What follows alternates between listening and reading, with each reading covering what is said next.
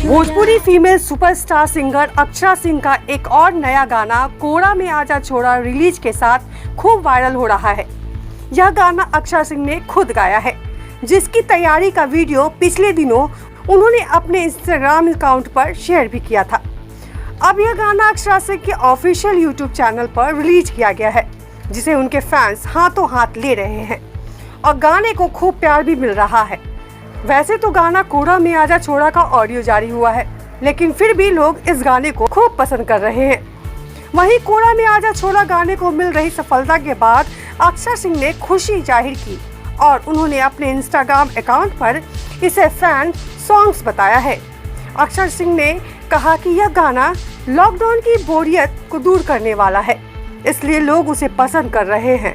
हालांकि अभी इसका वीडियो रिलीज नहीं हुआ, लेकिन फिर भी लोग इसे पसंद कर रहे हैं।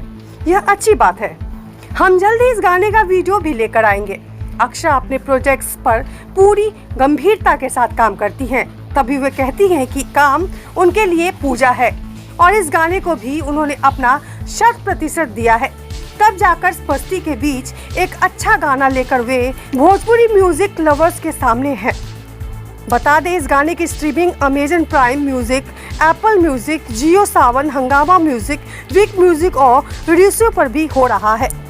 इस गाने का lyrics Kundan Preet, music Ashish Verma, arranger Kailash Pandey व आशीष वर्मा और डिजिटल हेड विकी यादव हैं।